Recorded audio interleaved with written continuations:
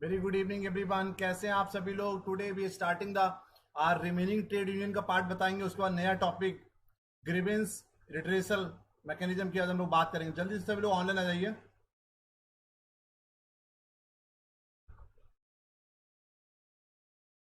ठीक है, तो प्लीज ज्वाइन एवरीवन।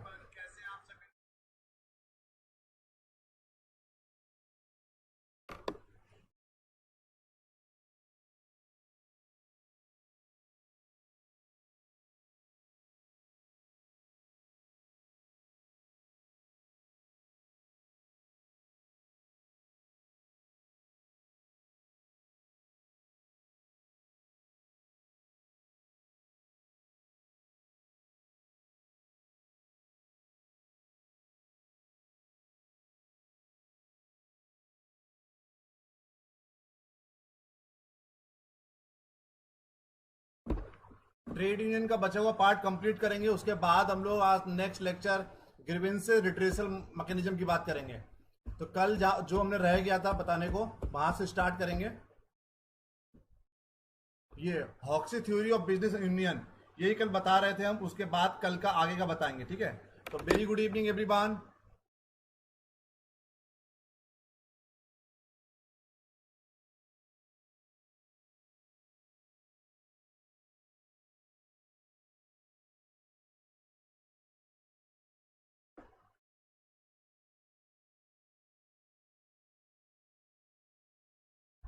ये तो उसके आगे का पार्ट बताएंगे। तो पहले कल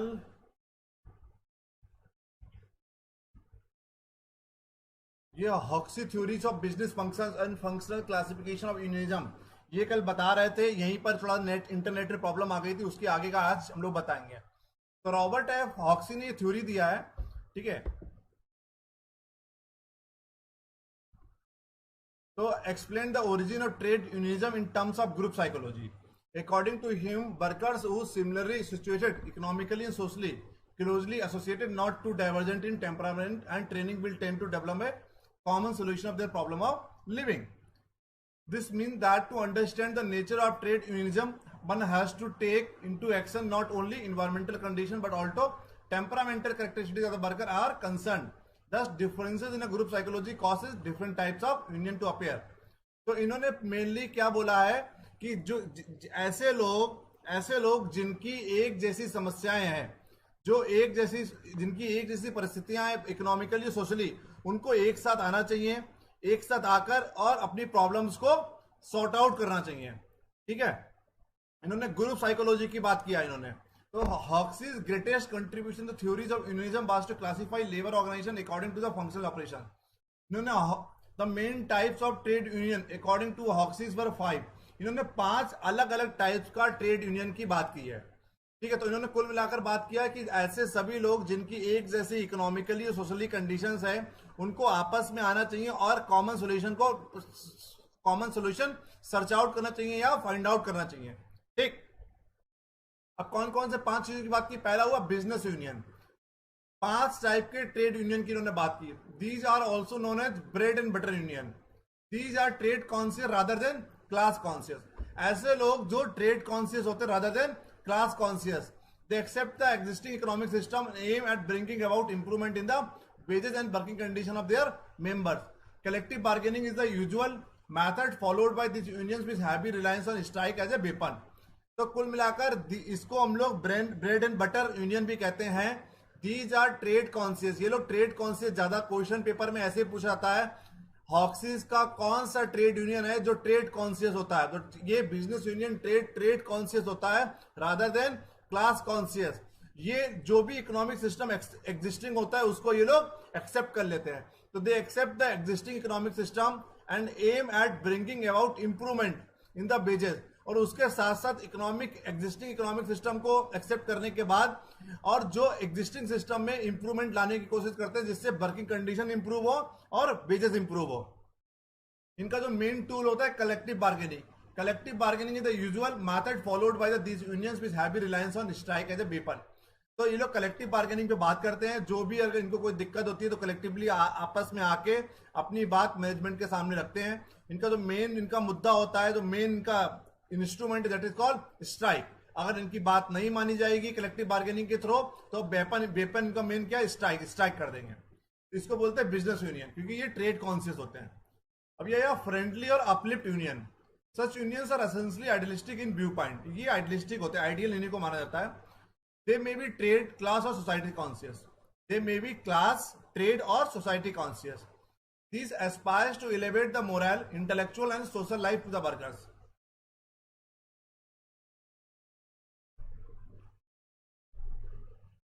किसका एग्जाम्पल? एग्जाम्पल ट्रेड यूनियन का किसी को नाम नहीं पता होता है तो इसका एग्जाम्पल ऐसा नहीं हो सकता कुछ भी, बट आपको हम बता रहे हैं कि ऐसे ऐसे ऑर्गेनाइजेशन जहां पर ट्रेड यूनियन क्रिएट किया जाता है, ट्रेड यूनियन में क्रिएट करने में वो लोग ट्रेड कॉन्शियस ज्यादा होते हैं, क्लास कॉन्शियस कम होते हैं। अगर XYZ का नाम एग्जाम्पल किसी ट्रेड यूनियन का नाम दे भी देंगे, वो आप लोगों को नहीं पता होगा, उसका there is no significance of the example of the particular things. Friendly और uplift unions, such unions are essentially idealistic in viewpoint. कुछ यूनियंस आइडियली, उनको आइडियल माना जाता है। They may be trade, class और society conscious.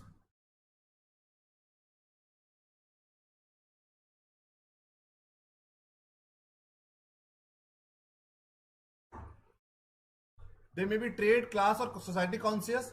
These aspires to elevate the moral, intellectual and social life of the workers.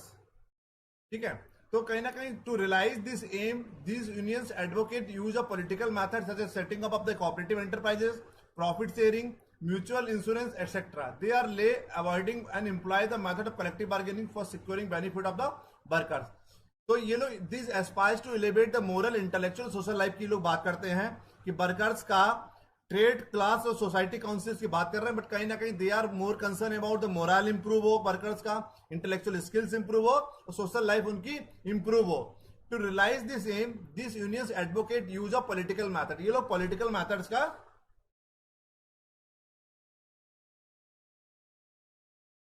Trade conscious, जो more concern है trade में, class conscious is all about the employ conscious. जो लोग employ conscious हैं, जहां पर employ वेलबींग्स की बात की जाती है उसको क्लास कॉन्शियस बोलेंगे।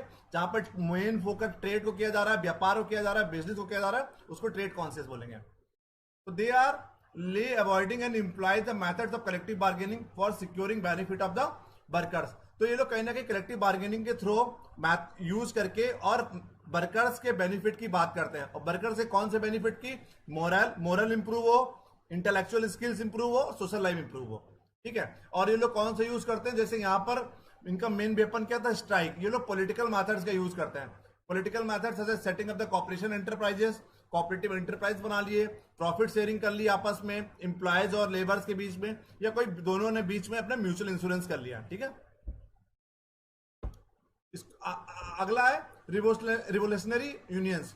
अब तो रिवोल्यूशनरी यूनियंस कौन सा होता है? Such unions are extremely radical both in viewpoint in actions. ये बहुत रेडिकल होते हैं। They are distinctly class conscious rather than trade conscious. यहाँ पर क्लास कॉन्शियस की बात ज्यादा करते हैं, ट्रेड कॉन्शियस की बात कम करते हैं। इमोशनल वेलबींग्स की, अपलिफ्टमेंट की ज्यादा बात कर रहा है, सोसाइटी की, जो ट्रेड यूनियन की ट्रेड पे कम फोकस कर रहा है। दे reject private ownership of productive resources. ये लोग पूरी तरह से प्राइवेट ओनरशिप को रिजेक्ट कर देते हैं। And the basis system, there weapons are either political actions और direct action in the form of strike. इनका मेन वेपन क्या होता है? पॉलिटिकल एक्शन लेंगे, ये direct action in the form of strike करेंगे, बॉयकॉट करेंगे, सॉर्टेज करेंगे और वायलेंस करेंगे। ठीक है,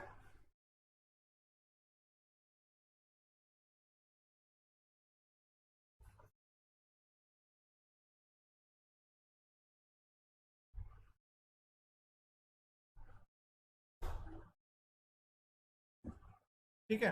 तो इनका मेन वेपन ये होता है, स्ट्राइक कर दिया, बॉयकॉट कर दिया, सैबोटेज मतलब नाकाम, कोशिश से नाकाम करने वाले बात, वायलेंस करेंगे। Collective bargaining is also use in for collective bargaining is also used in so far as the main aim is not overlooked. Their aim to overthrow the capitalistic system and install socialistic system. तो कुल मिलाकर ये capitalist system को overthrow मतलब फेंकना चाहते हैं। Capitalist system को मतलब नहीं है इनका, ठीक है, इनका सोशलिस्टिक सिस्टम पे ज्यादा फोकस कर रहे हैं। ठीक है, प्रेडेटरी यूनियंस की अगर बात करेंगे, unions of this kind don't subscribe to any ideology. ये ऐसे यूनियंस किसी भी आइडियोलॉजी को सब्सक्राइब नहीं करते. Such unions are characterised by their ruthless pursuit of immediate ends. Their methods include collective bargaining, secret bribery and violence. तो predatory unions होती हैं क्या, कलेक्टिव बार्गेनिंग से अपनी प्रॉब्लम को सॉल्व कर लेंगे, सेक्रेट ब्राइवरी करेंगे, ब्राइवरी घूस दे दिया, या वायलेंस करेंगे. ठीक है. फिर वो dependent unions. Dependent union is a parasitic in nature, relying upon the support of employers or other labor group. Unions of these appear in two forms. A dependent union is a parasitic in nature, relying upon the support of the employers और other labour groups. ऐसे लोग क्या करते हैं, employers को support करते हैं, labour group को सपोर्ट करते हैं. इसमें दो टाइप की फॉर्म होती है, कंपनी यूनियन होता है, एक यूनियन लेवल यूनियन होता है. कंपनी लेवल यूनियन क्या होता है, this type of union totally dependent on the employers for it support and doesn't really represent the interest of the workers in so far it is not opposed to the interest of the management. ये लोग जो company union होता है, ये लोग कहीं ना कहीं एम्प्लॉयर से सपोर्ट, एम्प्लॉयर मतलब कंपनी, टोटली कंपनी पर डिपेंड होते हैं. ठीक है. Company employer for support and doesn't really represent the interest of the workers. Workers से इंटरेस्ट से मतलब इनका कम होता है, उससे मतलब नहीं है इनका. It is not oppose to the interest of the management. Management के इंटरेस्ट को अपोज नहीं करेंगे, वर्कर्स के इंटरेस्ट को अपोज कर सकते हैं.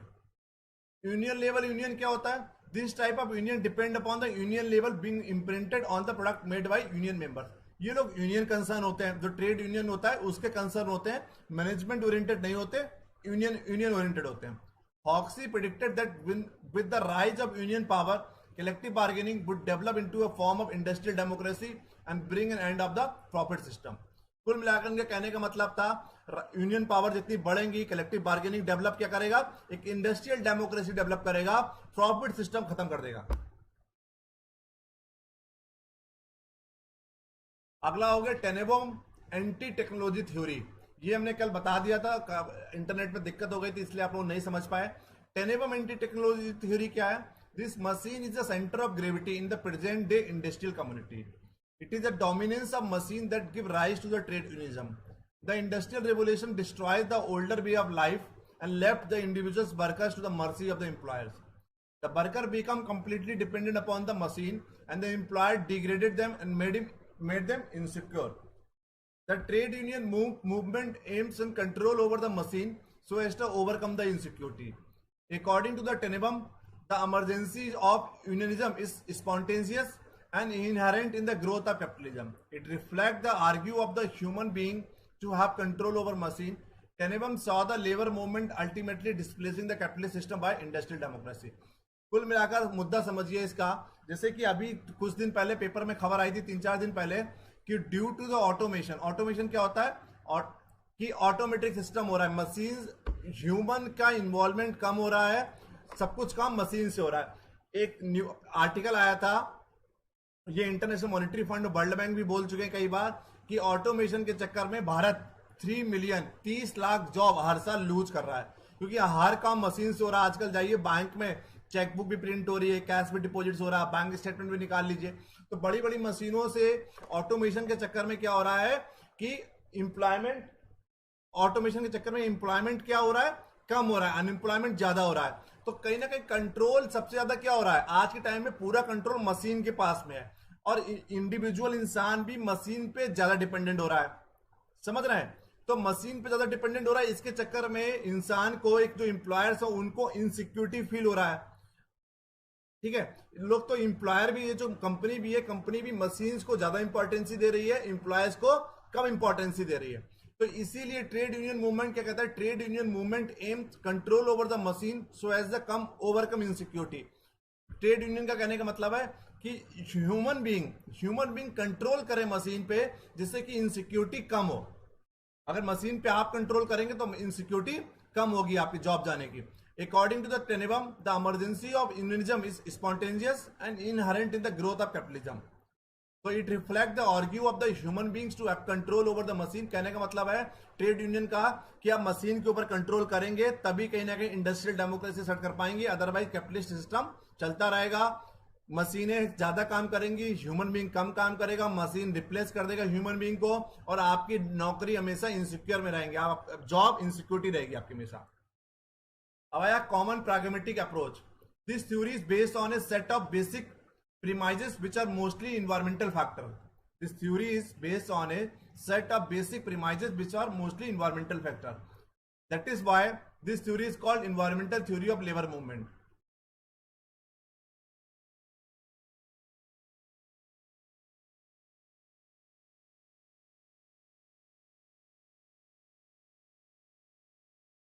एक minute रुकिएगा.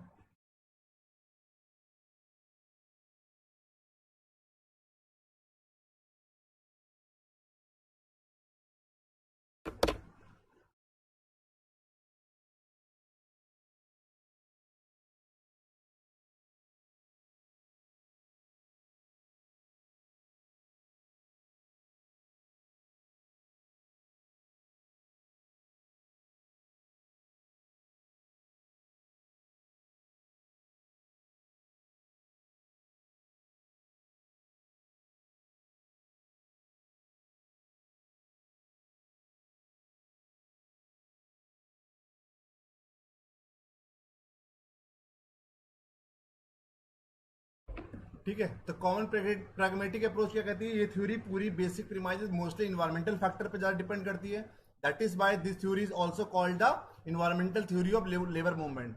The outcomes of the common theory of labour unionism is non revolutionary and implies non acceptance of capitalism which fail considerably short of even the web expectations of political evolution. तो कुल मिलाकर कहना था कि इनको capitalism को accept नहीं करेंगे, इन्वायरमेंट पर ज्यादा फोकस करेंगे. कुल मिलाकर ये समझिए.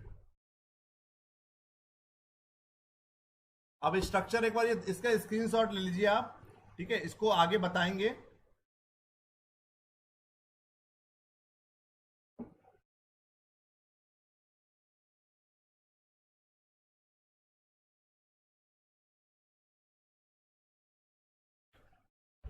On the basis of purpose, reform union, revolutionary union. इसमें बिजनेस यूनियन हो गया, अपलिफ्ट फ्रेंड यूनियन हो गया, फ्रेंडली यूनियन हो गया. इसमें अनक्रिस्ट हो गया, पॉलिटिकल यूनियन हो गया, प्रेडेटरी यूनियन हो गया, डिपेंडेंट यूनियन हो गया. On the basis of members structure में craft union, industrial union, staff union और जनरल यूनियन. तो इसमें on the basis of members structure में आपको केवल थ्योरी पढ़ना है, केवल पढ़ना है कि कौन सा यूनियन किसके अंतर्गत आता है. ये क्वेश्चन कई बार नेट में पूछा गया है और कमीशन के एग्जामिनेशन में भी कई बार क्वेश्चन पूछा गया है कि on the basis of purpose में कौन सा आएगा, on the basis of members structure में कौन सा आएगा. ठीक है, clear? So this is all about the trade union.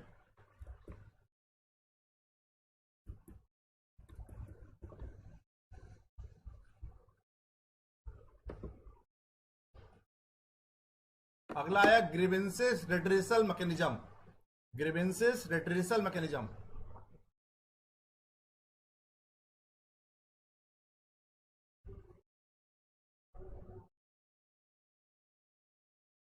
किसी को कोई डाउट हो तो बताइए.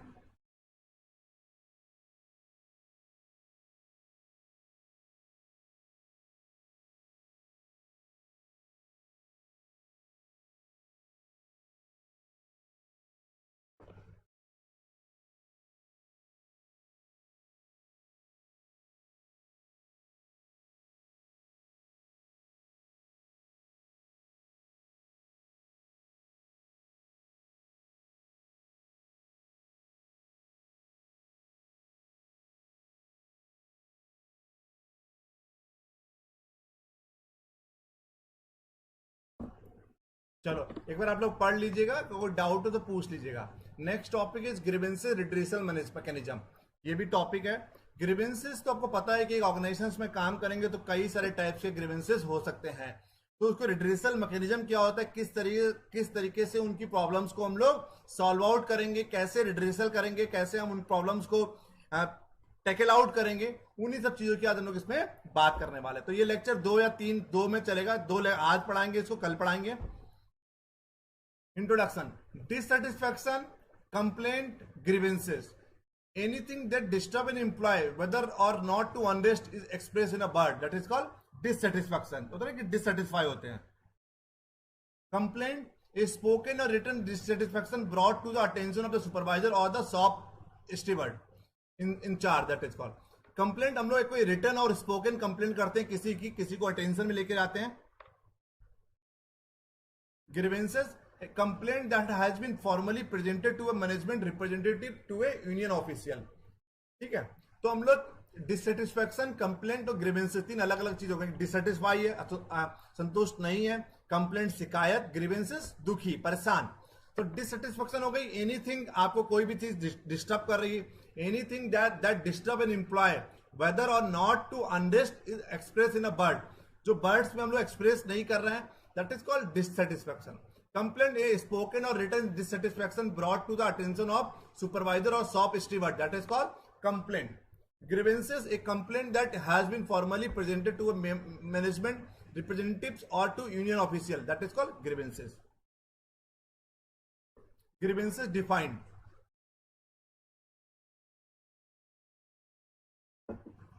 As per the International Labour Organization ने क्या बोला है, grievances is a complaint of one or more workers with respect to the wages and allowances, condition of work, interpretation of the services, condition covering such areas of overtime, leave, transfer, promotion, seniority, job assignment and termination of services. तो grievances एक complaint, कोई शिकायत कर रहा है one और मोर workers with respect to, एक या एक से ज्यादा वर्कर्स किसी भी चीज की कंप्लेंट कर रहे हैं with respect to wages and allowances, जो मजदूरी मिल रही है, अलाउंसेस मिल रहा है, उसके लिए कंप्लेंट किया. कंडीशन ऑफ द वर्क, जो काम कर रहे हैं उसकी कंडीशन ठीक नहीं है. इंटरप्रिटेशन ऑफ द सर्विसेज की बात करें, condition covering such areas of over time नहीं मिल पा रहा है, आपको छुट्टी नहीं मिल रही, ट्रांसफर नहीं हो रहा, प्रमोशन नहीं हो रहा, seniority, job assignment, termination of the services. तो कई सारे टाइप के आपको ग्रीवेंसेस का सामना करना पड़ सकता है. तो ग्रीवेंसेस क्या होता है, grievances as a complaint of, जो शिकायत करते हैं हम लोग, एक या एक से ज्यादा वर्कर सब किसी पर्टिकुलर चीज की शिकायत करता है ऑफ दीज मेनी थिंग, जो हमने आपको बता रहा है, दैट इज कॉल्ड ग्रीवेंसेस. अब आया definition of grievances. Grievances is a formal dispute between an employ and management on the condition of the employment. ये किसके बीच में होता है, grievances is a formal dispute between employees and management on the condition of the employment, that is called grievances. Grievances are complaints that have been formally registered in accordance with the grievances procedure. जो grievances procedure है उसके accordingly किसी ने आपकी complaint की है. Grievances is any dissatisfaction or feeling of injustice in connection with the one employment situation that is brought to the attention of the management. किसी भी चीज से आपको injustice मिला है, आप dissatisfied हैं, ठीक है, ऐसी ठीक है, तो one employment situation that is brought to the attention of the management, जो हमने मैनेजमेंट को बताया. तो there can be numerous number of the definitions of the grievances. तो कई सारे टाइप की अलग अलग ग्रीवेंसेस की डेफिनेशंस हो सकती हैं, अलग अलग परिस्थितियों में, अलग अलग दशाओं में, अलग अलग सर्कमस्टेंसेस में. It can be the numerous number of definitions of the grievances. अब आया फीचर्स ऑफ ग्रीवेंसेस. डिसकंटेंट और dissatisfaction. Yes, dissatisfaction must arise out of employment not due to the personal reason. हाँ, पर्सनल रीजंस की वजह से dissatisfy है, उसको grievances नहीं कहेंगे कि आपको कोई पर्सनल प्रॉब्लम है या कोई फैमिली की प्रॉब्लम है, that might not lead to create the grievances. तो dissatisfaction must arise out employment, जो काम कर रहे हो उस काम की वजह से कोई डिससेटिस्फैक्शन मिल रहा है, वो उसको बोलेंगे grievances. The discontentment can arise out of real or imaginary reasons. कोई real और imaginary reasons की वजह से आपको कुछ discontentment है. The discontent may be voiced or unvoiced, but it must expression in some form. बोल कर करिए, बिना बोल के करिए, बट किसी ना किसी फॉर्म में आप अपना डिसकंटेनमेंट आपको करना होगा. आपको बताना तो पड़ेगा ना भाई, आपको कोई अगर प्रॉब्लम है तो आप वॉइस हो या अनवॉइस हो, बट किसी भी तरीके से आपको अपना डिससेटिस्फैक्शन, आपको ग्रीवेंसेस आपको अपना बताना पड़ेगा. Broadly speaking, a grievances is a noticeable and traceable to real or perceived non-fulfillment of one expectation. Simple भाषा में समझिए, जब किसी की एक्सपेक्टेशंस पूरी नहीं होती, जो परसीव नहीं कर पाता है, उसको हम लोग क्या कह देते हैं कि ग्रीवेंसेस हो गया. मतलब what actually you have thought, अगर वो आपको नहीं मिल पा रहा है ऑर्गेनाइजेशंस में, परसीव नहीं हो पा रहा है, आपको एक्सपेक्टेशंस आपकी पूरी नहीं हो रही, तो it might lead to create the dissatisfaction, और dissatisfaction further will be move on in a grievances. Forms of grievances: factual, imaginary and disguise. ठीक है. अब आया reason of grievances. Economic, work environment, economically हो गई, वर्क इन्वायरमेंट हो गया, supervision हो गया, वर्क ग्रुप हो गया, मिसलेनियस। कोई इकोनॉमिकली आपको सैलरी आपको सैलरी नहीं मिल रही है, जो वेजेस आपको मिलना चाहिए आपको 500 रुपए, मिल रहा है आपको 400 रुपए या 300 रुपए, तो इकोनॉमिकली आप सेटिस्फाइड नहीं है, इकोनॉमिकली नीड्स आपकी फुलफिल नहीं हो पा रही है। या वर्क इन्वायरमेंट, आपको जो वर्क कल्चर है वो आपके मतलब आपको आपका सुपरवाइजर आपको बहुत टॉर्चर कर रहा है, या आपके पीयर्स जो कलीग्स हैं बहुत टॉर्चर कर रहा है, तो that is all about the कि work environment is not comfortable और work environment is not favourable. तो there can be numerous number of reason behind the कि work environment is not favourable. Supervision, भाई manager आपका वो supportive नहीं है। Work group जिसके लिए काम कर, मिसलेनियस तो कई सारे कारण हो सकते हैं, भाई प्रमोशंस हो गया, ट्रांसफर हो गया, ठीक है, आपका लीव हो गया, ओवर टाइम हो गया, तो मिसलेनियस में बहुत सारे रीजंस हो सकते हैं मेरे ग्रीवेंसेस के। ह्यूमन एस्पेक्ट क्या होता है? Work environment, light, space, heat, use of equipment, tools और पुअर मेंटेनेंस हुआ तब, सुपरवाइजरी प्रैक्टिसेस, पर्सनालिटी क्लासेस होता है कभी दो लोगों के बीच में, managers behaviour, problem with the pay, allowances नहीं मिल रहा है आपको, perceived inequalities in treatment, pay appeals against performance related awards, organisational change. तो वर्क इन्वायरमेंट आपका कैसा है? लाइट है, आपको आपको सही वर्क इन्वायरमेंट नहीं है, आपका यूज ऑफ इक्विपमेंट ठीक से नहीं है, आपके इंस्ट्रूमेंट जो यूज कर रहे हैं, इक्विपमेंट जो यूज कर रहे हैं, मशीनरी जो यूज कर रहे हैं वो फेवर में नहीं है। सुपरवाइजरी प्रैक्टिसेस, जो मैनेजर है आपका, personality classes, managers behaviour, problem with the pay allowances. तो ह्यूमन एस्पेक्ट, कई सारे वजह से ह्यूमन एस्पेक्ट को क्या होता है, एक ग्रीवेंसेस का सामना करना पड़ता है। अब आया टाइप्स ऑफ ग्रीवेंसेस। पहला है individual grievances.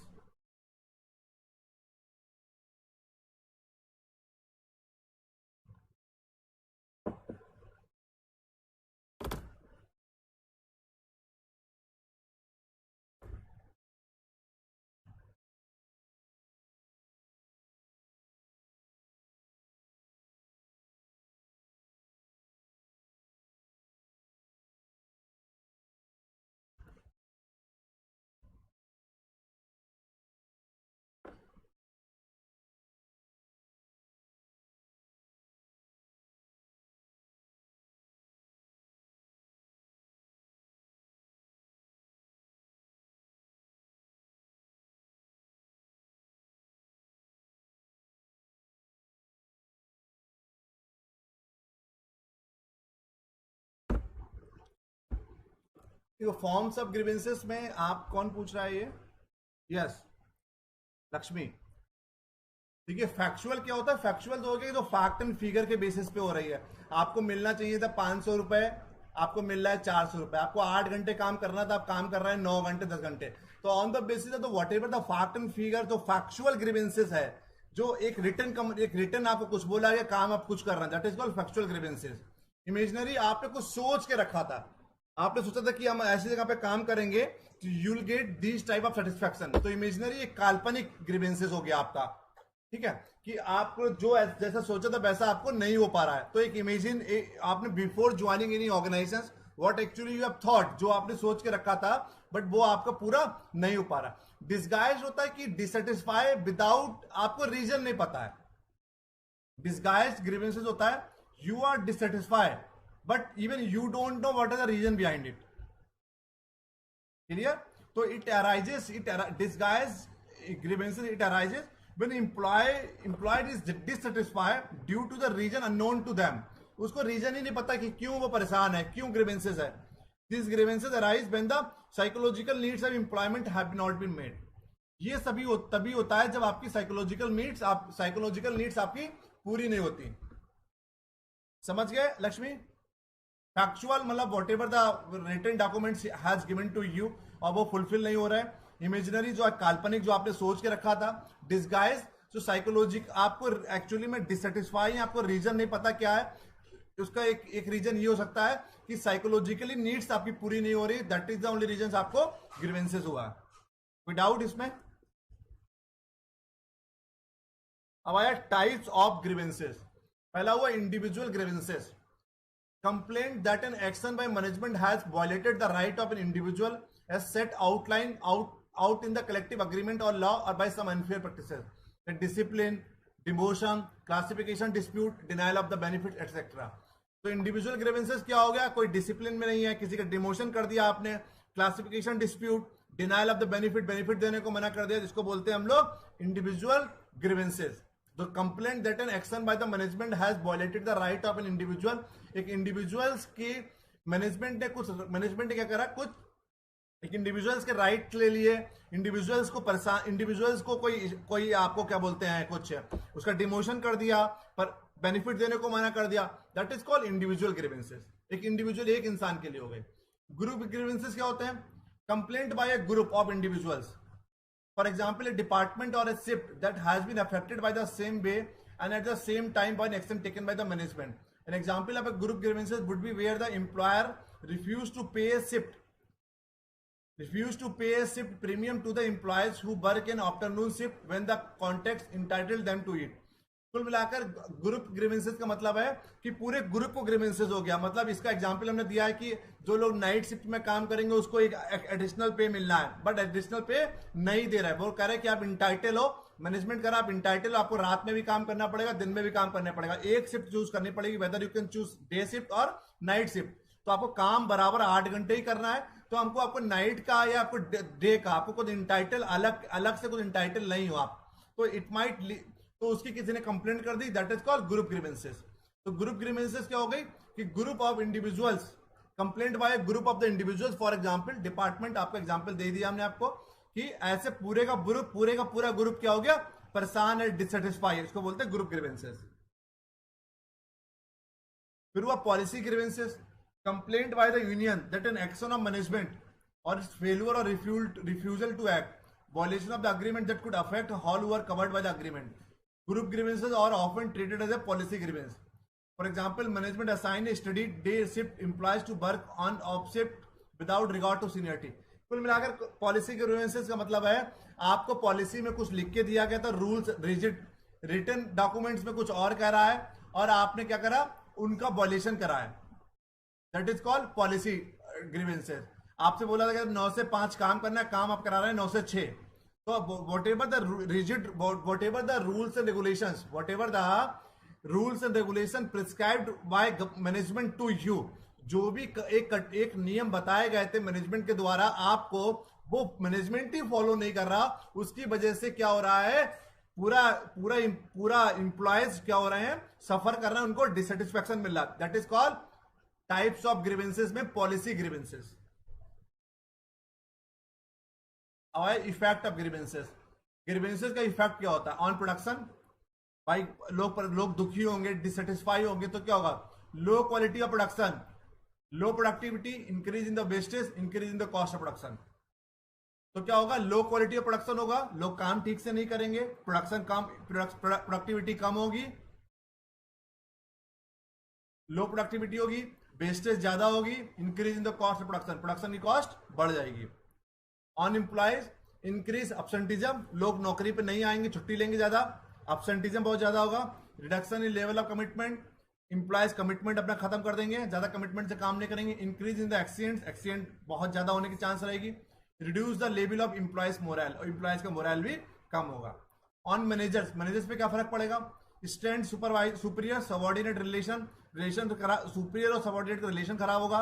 Need for increase supervision, उनको क्या होगा, सुपरविजन और करना पड़ेगा, अपना जितना वो सुपरवाइज कर रहे हैं तो और सुपरवाइज करना पड़ेगा, कंट्रोल और करना पड़ेगा।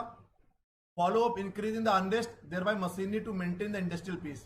तो कुल मिला के क्या होगा कि मैनेजर्स को क्या फर्क पड़ेगा, सबॉर्डिनेट और सुपीरियर्स का रिलेशन खराब होगा, सुपरविजन ज्यादा करना पड़ेगा, कंट्रोल ज्यादा करना पड़ेगा, ठीक है। अब आया benefit of grievances handling procedures.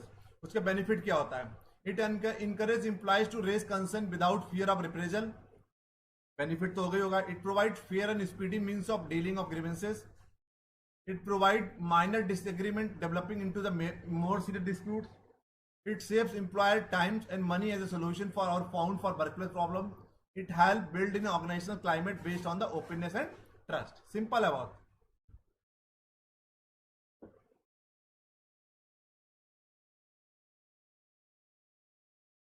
अब आया objective of grievances handling, to enable employees to air और हिज ग्रीवेंसेस, अपने जो भी ग्रीवेंसेस है उसको बताइए। To clarify the nature of grievances, अपने ग्रीवेंसेस का रीजन क्या है, क्या उसका नेचर क्या वो बताइए। To investigate the reason of dissatisfaction, investigate करिए, ग्रीवेंसेस हैंडलिंग का काम होता है डिससेटिस्फैक्शन का रीजन क्या है, किन किन कारणों की वजह से डिससेटिस्फैक्शन हो रहा है। To obtain where possible speedy resolution to the problem, जहां पर पॉसिबल है वहां पर स्पीडी रेजोल्यूशन प्रोवाइड करिए। To take appropriate action ensure that the promise are kept, appropriate actions लीजिए और इंश्योर करिए जो भी प्रॉमिस किए गए वो प्रॉमिस रखे जाएंगे। To inform the employees his or her right to voice the grievances and take into the next stage of the procedure. Simple है बहुत।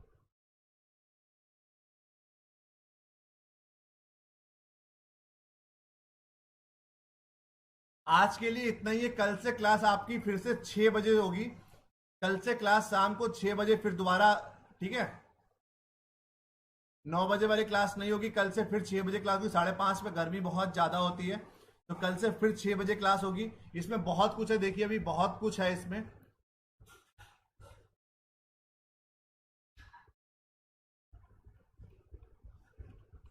बहुत कुछ है अभी इसमें, तो कल बचा हुआ कल पढ़ाया जाएगा। तो ऑलमोस्ट एचआर का टॉपिक कंप्लीट, आज कल के बाद एचआर के सभी टॉपिक कंप्लीट हो जाएंगे। कल के बाद एचआर के ऑलमोस्ट सभी टॉपिक कंप्लीट हो जाएंगे। और आपका मंडे को नोट्स सभी दे दिए गए। मंडे को एचआर का टेस्ट होगा, आपका पूरा पेपर होगा मंडे को। एचआर का ऑब्जेक्टिव टाइप क्वेश्चन पूछे जाएंगे। आपको 1 घंटे का टाइम दिया जाएगा, 1 घंटे में आपको पूरा क्वेश्चन करना है। उसके बाद वही क्वेश्चन हम आपको यूट्यूब पे डिस्कस करेंगे, ठीक है। कोई डाउट? मंडे ठीक है या डेट आगे बढ़ा दें? मंडे के भी सफिशिएंट टाइम है, 5-6 दिन है। कल हम आपका एचआर का सिलेबस कंप्लीट करा देंगे। कल नहीं तो परसों तक की 100% सिलेबस आपका एचआर का कंप्लीट हो जाएगा। जितना आपको पढ़ाएगा उसी से क्वेश्चन पूछे जाएंगे। आप लोगों को 40 मिनट 50 मिनट का टाइम दिया जाएगा, 50 क्वेश्चन आपसे पूछे जाएंगे। और उसके बाद हम लोग यूट्यूब पे उसको डिस्कस भी करेंगे लाइव क्लास में। कोई डाउट? मंडे ठीक है। और कल से शाम को 6 बजे क्लास होगी, ठीक है।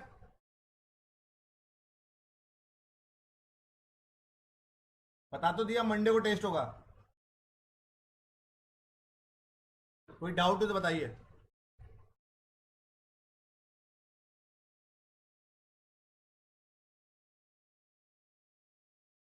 Anyone is having problem with the Monday, so please do tell me.